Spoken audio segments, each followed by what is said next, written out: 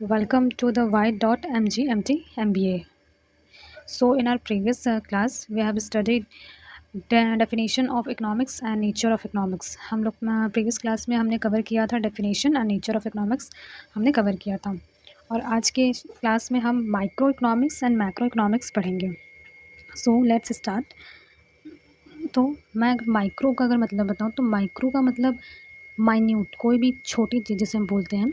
जो माइक्रो से Greek word से जो माइक्रो शब्द निकल कर आया है. माइक्रो और मैक्रो का मतलब ये होता है कि माइक्रो का मतलब छोटा एंड मैक्रो का मतलब बड़ा. तो माइक्रो इकोनॉमिक्स में जो स्टडी की जाती है वो एक इंडिविजुअल लेवल पे की जाती है, एक इंडिविजुअल कंज्यूमर की, एक इंडिविजुअल फर्म की, एक या फिर एक इंडिविजुअल प्रोड्यूसर की, इनकी स्टडी की जाती है. कैसे इंडिविजुअल कस्टमर क्या चूज़ करता है ख़रीदने के लिए, एक फर्म इंडिविजुअल उसकी क्या उसके प्रोडक्ट की क्या डिमांड है, क्या उनकी सप्लाई है, ये जो होता है इंडिविजुअली होता है.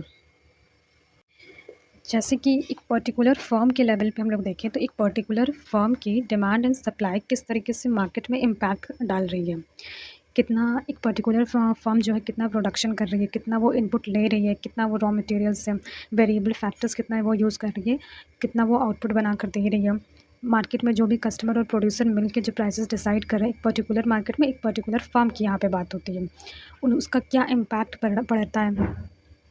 तो इसमें क्या होता है, यहाँ पे एक इंडिविजुअल की स्टडी की जाती है, एक इंडिविजुअल फर्म और एक इंडिविजुअल कस्टमर, इंडिविजुअल प्रोड्यूसर, इनकी यहाँ पे स्टडी की जाती है इंडिविजुअल बेसिस पे.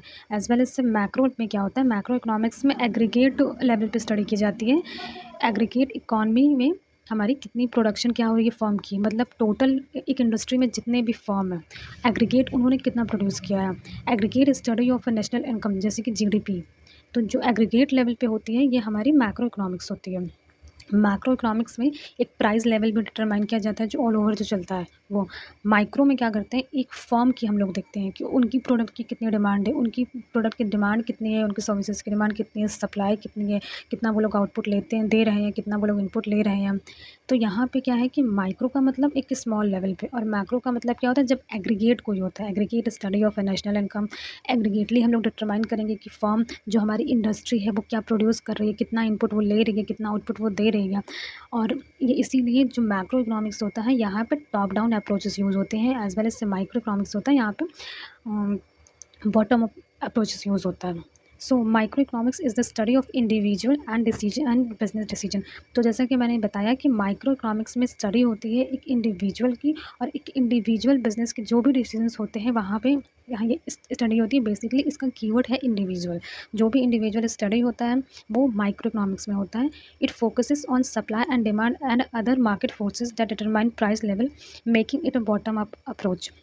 ये माइक्रो इकोनॉमिक्स बेसिकली फोकस करता है एक पर्टिकुलर मार्केट में जो भी डिमांड चल रही है, जो भी सप्लाई चल रही है या फिर जो भी मार्केट फोर्सेस हैं, जो भी अदर मार्केट फोर्सेस हैं जिनकी हेल्प से अब क्या है, अब प्राइस लेवल प्राइस डिटरमाइन की जाती है. अब प्राइस डिटरमाइन कैसे की जाती है, जैसे किसी फर्म ने प्रोड्यूस किया कोई प्रोडक्ट, उसको मार्केट में उसने लॉन्च किया, अब उसकी कितनी डिमांड है, उसकी कितनी सप्लाई है, इसके थ्रू प्राइस जो है डिटरमाइन किया जाता है.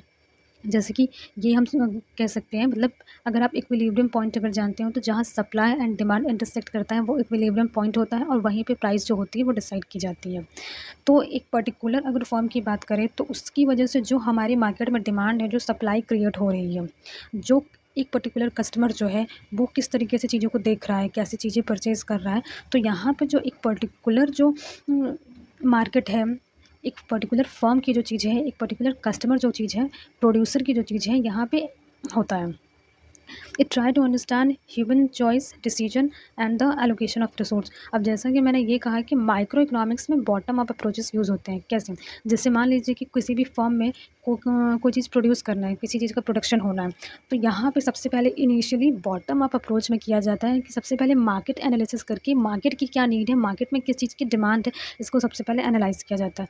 उसके अकॉर्डिंगली रिसोर्स को एलोकेट किया जाता है, जैसे डिमांड रहेगी उसके अकॉर्डिंग, देन उसके बाद प्रोडक्शन किया जाता है. एज़ वेल एज़ अगर मैं टॉप अप अप्रोच के बारे में अगर आपको बताऊँ आगे, आगे मैं आपको इसके बारे में बताऊँगी. बेसिकली टॉप अप अप्रोच में क्या होता है कि जो भी गोल्स एंड ऑब्जेक्टिव होते हैं उसके थ्रू काम स्टार्ट होता है. तो हमने माइक्रो इकोनॉमिक्स में ये चीज़ जाना है कि यहाँ पे जो कुछ भी होता है एक इंडिविजुअल के बेसिस पे होता है. एक इंडिविजुअल फर्म हो, इंडिविजुअल कस्टमर हो, इंडिविजुअल प्रोड्यूसर हो. Let's move forward. Microeconomics is the study of decision made by people and business regarding the allocation of resources and the price at which they trade goods and services. यहाँ पे जो भी बात हो रही है एक पर्टिकुलर के बारे में बात हो रही है. यहाँ पे किस चीज़ की स्टडी होती है? Study of decision made by people.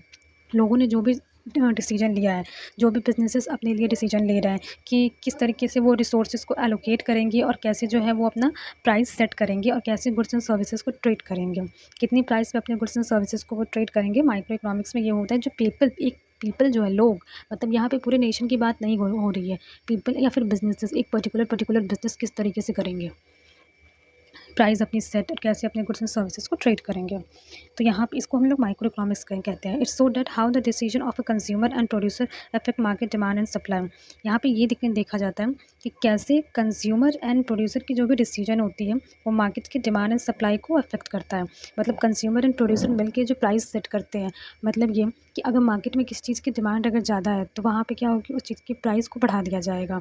तो प्रोडक्ट की जिस तरीके से डिमांड होती है, जिस भी तरीके से उनकी डिमांड होती है मार्केट में, डिमांड अगर ज़्यादा है तो प्रोडक्ट की जो प्राइस होगी उसको बढ़ा दिया जाएगा, डिमांड कम है तो उसकी प्राइस को कम कर दिया जाएगा. ऐसे ही अगर हम लोग देखें सप्लाई में, किसी चीज़ की सप्लाई बहुत ज़्यादा हो रही है तो उस चीज़ की प्राइस जो है कम रखी जाएगी. सप्लाई में अगर रोक दिया गया तो जाहिर सी बात है कि सप्लाई रुकने के बाद क्या होती है, हमारी जो डिमांड है, अगर सप्लाई रुकने के बाद डिमांड अगर बढ़ गई है उस प्रोडक्ट की तो उस समय उसकी प्राइस भी बढ़ा दी जाएगी.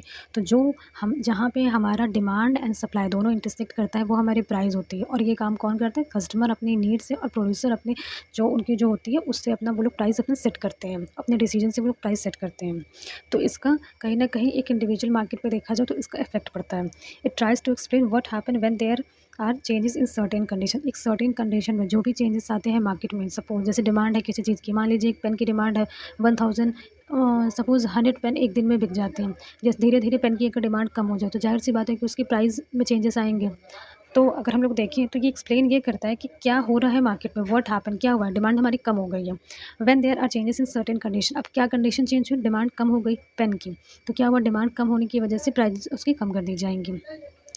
Microeconomics examine how a company could maximize its production and capacity so it could lower price and better compete. Microeconomics ये examine करता है that how a company could, किस तरीके से कंपनी अपनी प्रोडक्शन को, एक कंपनी की यहाँ पे बात हो रही है, अगर आप देखें यहाँ पे नोटिस करें तो यहाँ पे एक कंपनी की बात हो रही है कि किस तरीके से जो कंपनीज होती है एक पर्टिकुलर की बात कर रहे हैं, अपने प्रोडक्शन को किस तरीके से मैक्सिमाइज़ करेगी और अपनी कैपेसिटी को किस तरीके से मैक्सिमाइज़ करेगी, सो दैट कि उनको लोअर से कम प्राइजेस उनकी लगे, खर्चे उनके कब लगे और बेटर तरीके से वो मार्केट में कॉम्पीट कर सके. मतलब किस तरीके से वो इफ़िशिएंटली कैसे वो अपने रिसोर्सेज को एलोकेट करेंगी कि ज़्यादा से ज़्यादा प्रोडक्शन कर सकें और ज़्यादा से ज़्यादा उनको बेनिफिट मिल सके, वो मार्केट में कॉम्पीट कर सकें. तो यहाँ पे बेसिकली हम लोग बात करते हैं किसी भी एक पर्टिकुलर ऑर्गेनाइजेशन की, किसी भी एक पर्टिकुलर फर्म, यहाँ पे एक पर्टिकुलर कस्टमर की डिमांड, यहाँ पे इन सब चीज़ों की बात की जाती है. ठीक, लेट्स मूव फॉरवर्ड. तो कुछ की प्रिंसिपल्स होते हैं माइक्रो इकोनॉमिक्स के, जो 4 प्रिंसिपल्स मैंने यहाँ पे लिखे हैं. प्रिंसिपल्स बहुत सारे होते हैं बट यहाँ पे 4 जो मैंने बताए हैं जो माइक्रो इकोनॉमिक्स को इफेक्ट करते हैं, इंडिविजुअल लेवल पे मार्केट में ये इफेक्ट करता है. That is the demand, supply and equilibrium. Prices are determined by the law of supply and demand. अब law of supply and demand वही जो मैंने आपको बताया, ये मैं आपको आगे पढ़ाऊँगी. Law of supply and demand वही होता है कि डिमांड के बढ़ने या घटने की वजह से जो प्राइजेस में चेंजेस आते हैं, सप्लाई के जो ज़्यादा कम होने की वजह से जो डिमांड और प्राइस में चेंज आते हैं. और इक्विलिब्रियम पॉइंट वो पॉइंट होता है जहाँ डिमांड एंड सप्लाई दोनों मीट कर जाते हैं, दोनों इंटरसेक्ट कर जाते हैं. जितनी डिमांड है उसी के हिसाब से सप्लाई हो रही है, तो वो जो पॉइंट होता है वो इक्विलिब्रियम पॉइंट होता है और वहीं पर प्रोडक्ट की प्राइस डिसाइड की जाती है.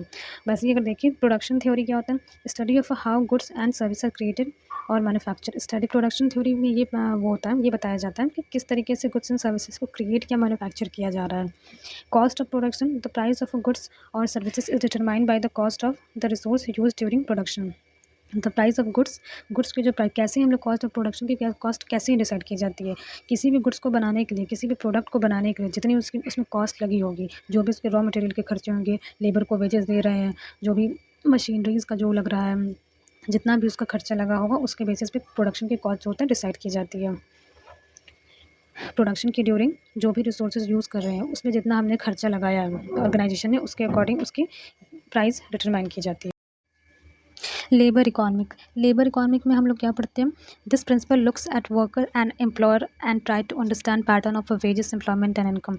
इस प्रिंसिपल में हम लोग ये देखते हैं कि वर्कर्स एंड एम्प्लॉय की अंडरस्टैंड करते हैं, हम लोग ये समझते हैं कि जो वर्कर होते हैं, जो हमारे एम्प्लॉयर होते हैं, इनकी वेजेस और इनके एम्प्लॉयमेंट देने की, इनके इनकम को डिसाइड करने का क्या पैटर्न होता है। जैसे कि अगर हम लोग देखें कि अनस्किल्ड का अगर यूपी में देखा जाए तो जो मिनिमम वेजेस है वो 395 होता है इस टाइम। सेमी स्किल का हम देखें तो 434 है इस टाइम। अनस्किल लेबर का देखें तो 486 है। तो ये जो क्या होता है कि वर्कर्स के जो होते हैं, जो मिनिमम वेजेस जो हैं वो पहले से ही गवर्नमेंट की तरफ से ही डिसाइड होते हैं। ठीक, तो इनकी किस वजह से क्या पैटर्न है, इनके वेजेस, इनके एम्प्लॉयमेंट, इनकी इनकम जो है डिसाइड करने का। तो ये जो होता है कुछ माइक्रो इकोनॉमिक्स के कुछ प्रिंसिपल्स हैं जो माइक्रो इकोनॉमिक्स पे डिपेंड करते हैं। अब जैसे कि मैं ये बताऊँ तो वर्कर्स के जो वेजेस होते हैं वो हर स्टेट के अलग अलग होते हैं। इसी वजह से एक पर्टिकुलर का अगर हम लोग देखें तो इसी वजह से माइक्रो में ये चीज़ आती है। ठीक, लेट्स मूव फॉरवर्ड। तो मैक्रो इकोनॉमिक्स में मैंने आपको बताया कि मैक्रो का मतलब ही क्या होता है, वाइड। मैक्रो का मतलब क्या होता है, वाइड।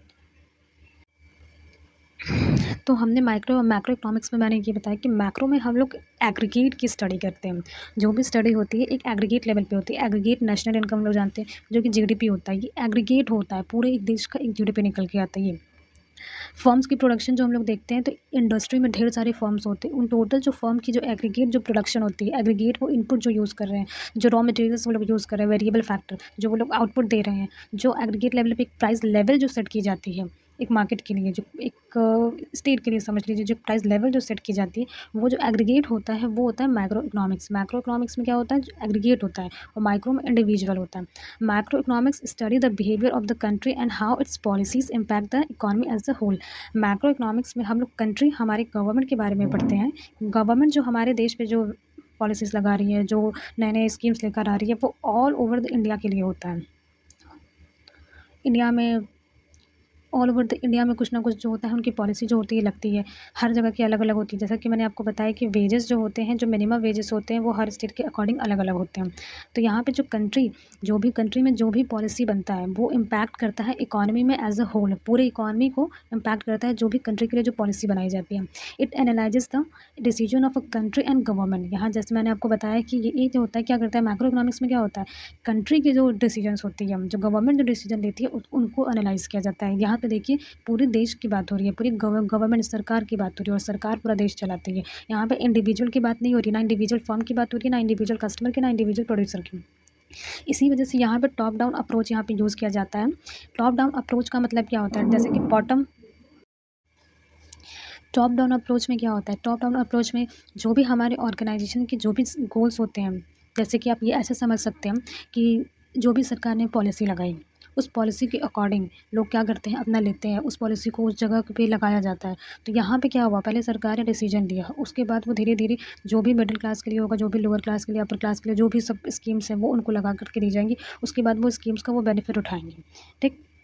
अगर मैं आपको सिंपल वर्ड लैंग्वेज में समझाऊँ तो इसमें होता क्या है कि मैक्रो इकोनॉमिक्स में जो भी ऑर्गेनाइजेशन के जैसे गोल्स हैं, जो हमारी ऑब्जेक्टिव बनाए गए, उस गोल्स एंड ऑब्जेक्टिव को देखते हुए हम लोग क्या करेंगे, चीज़ों को मैनेज करना शुरू करेंगे। मान लीजिए अगर इंडस्ट्री कोई चीज़ प्रोड्यूस कर रही है तो पहले क्या करेगी, वो प्रोडक्शन करना शुरू कर देगी, अपने रॉ मटेरियल्स वगैरह ला के प्रोडक्शन करना शुरू कर देगी। उसके बाद क्या करेगी, वो मार्केट की एनालिसिस करेगी, अपने टारगेट कस्टमर डिसाइड करेगी, उसके बाद वो सेल करना शुरू करेगी। वैसे ही सेम ऐसे अगर हमने बॉटम डाउन अप्रोच में हमने क्या पढ़ा था कि पहले हम लोग मार्केट की एनालिसिस करते हैं, पहले हम लोग मार्केट की डिमांड को जानते हैं, उसके बाद हम लोग क्या करते हैं, उसके अकॉर्डिंग हम लोग रॉ मटेरियल लाके प्रोडक्शन करते हैं। वैसे ही जो टॉप डाउन क्या होता है, वो बॉटम डाउन अप्रोच का उल्टा होता है। इसमें क्या करते हैं, पहले प्रोडक्शन हो जाती है, उसके अकॉर्डिंग हम लोग मार्केट की एनालिसिस करके हमारे जो टारगेट कस्टमर होते हैं उनको टारगेट करते हैं और तब वो देते हैं। तो जो मैक्रो इकोनॉमिक्स में क्या होता है, इसमें टॉप डाउन अप्रोच इसमें बोला जाता है कि लगाया जाता है, यहाँ पे ये अप्रोच यूज़ किया जाता है। अच्छा मैंने वही जो आपको बताया, in top down approach we give priority to the fulfil the set goals and objective. जो भी हमने गोल्स एंड ऑब्जेक्टिव सेट किया है, पहली प्रायोरिटी हम इसको देते हैं। जैसे कि मैंने ये बताया कि पहले टॉप डाउन अप्रोच में प्रोडक्शन हो जाता है, फिर प्रोडक्शन करते हैं, रिसोर्सेज लाते हैं, मार्केट एनालिसिस करते हैं, तब उसको सेल करते हैं। मतलब प्रोडक्शन करने के लिए रिसोर्स लाते हैं, मार्केट एनालिसिस करते हैं, जब चीज़ें बन गई हमारी, गुड्स आ गया, आउटपुट हमारा आ गया, तब मार्केट एनालिसिस करके सेल करते हैं। तो यहाँ पे क्या होता है कि मार्केट के नीड को पहले जानते हुए नहीं चलते हैं, पहले अपनी प्रोडक्शन करते हुए आते हैं। Macro economics analyse entire industry and economics rather than individual. That's why it is referred as a top down approach. Macro economics में क्या होता है, यहाँ पे एक इंटायर इंडस्ट्री को देखा जाता है, इकोनॉमिक को, पूरी अर्थव्यवस्था को यहाँ पे देखा जाता है, पूरी एक इंडस्ट्री को देखा जाता है। अब आप ये पूछे कि इंडस्ट्री और फॉर्म में क्या डिफरेंस है, तो ढेर सारी फॉर्म्स को मिला करके एक इंडस्ट्री बनती है, तो यहाँ पे इंडस्ट्री को देखा जाता है। ना कि फॉर्म्स को। इसीलिए ये एक इंडिविजुअल लेवल पे नहीं होता, ये एक एग्रीगेट लेवल पे होता है। इसी वजह से यहाँ पर टॉप डाउन अप्रोच यूज़ किया जाता है, जहाँ पे हम लोग एग्रीगेट चीज़ों को देखते हैं। टॉप का मतलब आप समझ ही सकते हैं कि हमारी जो ऑर्गेनाइजेशन में क्या सेट होता है, सबसे टॉप लेवल पे सेट होता है हमारे गोल्स एंड ऑब्जेक्टिव। तो वहाँ से स्टार्ट होता है। आप ऐसे याद रख सकते हैं कि गोल्स एंड ऑब्जेक्टिव जहाँ से हमारी स्टार्ट हो रही है, वो हमारा क्या है, टॉप डाउन अप्रोच है। वही बॉटम में हम नीचे से करते हैं, मार्केट के एनालिसिस से अपना काम शुरू करते हैं। It analyse how a increase और decrease in net export impact a nation's capital account और how GDP is impacted by unemployment rate. यहाँ पे ये एनालिसिस की जाती है कैसे नेट एक्सपोर्ट में जो भी इंक्रीज़ हो रही है, डिक्रीज़ हो रही है, जो भी हम अपने गुड्स की जो भी सप्लाई जो बाहर करते हैं, आउट एक्सपोर्ट करते हैं बाहर, उसमें इंक्रीज़ और डिक्रीज़ होने की वजह से जो हमारा कैपिटल अकाउंट होता है, कैपिटल अकाउंट, करंट अकाउंट, या आपने अकाउंट्स में पढ़ा होगा, नेशन की जो कैपिटल अकाउंट होती है उसमें कैसे उतार चढ़ाव आती है, कैसे जीडीपी इसकी वजह से इम्पैक्ट होता है। जीडीपी, ग्रॉस डोमेस्टिक प्रोडक्ट, किस तरीके से ये इम्पैक्ट होता है, is impacted by the unemployment rate की वजह से, लोगों को काम ना मिलने की वजह से हमारा जीडीपी किस तरीके से इम्पैक्ट होता है।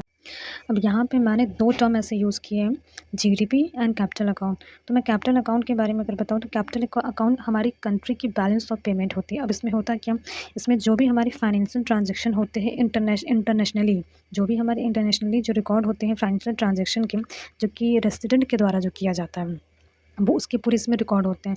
यहाँ पे कैपिटल अकाउंट में क्या होता है, it is a record of all international financial transaction made by resident of a country के जो भी रेसिडेंट फाइनेंशियल ट्रांजैक्शन जो कर रहा है इंटरनेशनली, वो जो रिकॉर्ड होता है वो पूरा कैपिटल अकाउंट में होता है। और जीडीपी का मतलब क्या, जीडीपी का मतलब होता है gross domestic product. It's mean that total monetary और market value of all the finished goods and services produced within a country's border in a specific time period. एक स्पेसिफिक टाइम पीरियड में जो भी country के border में, country के अंदर मतलब ये समझ लीजिए, जो भी गुड्स एंड सर्विसेज जो प्रोड्यूस किए जाते हैं उसकी जो मार्केट वैल्यू होती है वो होती है GDP. Now let's move forward. तो हम देखिए कि डिफरेंस, अब मैं आपको एक शॉर्ट में एक एक्सप्लेन करना चाहती हूँ कि मैक्रो एंड माइक्रो इकोनॉमिक्स होता है क्या।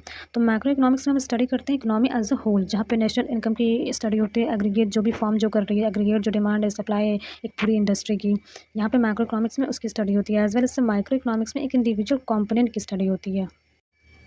इंडिविजुअल कंपोनेंट जैसे मैंने आपको बताया कि हम लोग माइक्रो इकोनॉमिक्स में individual form, individual customer, individual producer, individual organisation की बात करते हैं।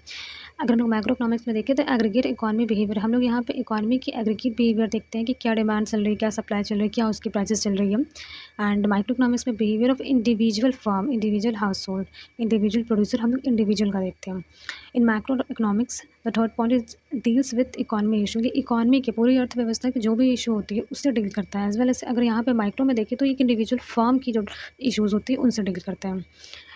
इन macro economics deals in aggregate demand supply input production form, यहाँ पे मैक्रो इकोनॉमिक्स में एग्रीगेटली जो डिमांड जो चल रहा होता है, जो सप्लाई जो चल रहा होता है, जो इनपुट होता है, जो इनपुट देता है, मतलब कि इनपुट जो रॉ मटेरियल्स जो फॉर्म्स लेती हैं, जो ऑर्गेनाइजेशन लेती है, इंडस्ट्रीज़ में जो जाती हैं रॉ मटेरियल, सब लेबर हो या फिर बनाने की जो चीज़ें हों वो सब चीज़ें हों, तो इनपुट जो जाती हैं, जो प्रोडक्शन होता है, जो फर्म होता है, जो एग्रीगेट लेवल पे होता है, जो टोटल होता है, वो टोटल यहाँ पे देखा जाता है। As well as micro economics में देखिए तो माइक्रो इकोनॉमिक्स जो होता है डील करती है individual demand, individual supply, individual input, individual production and individual form.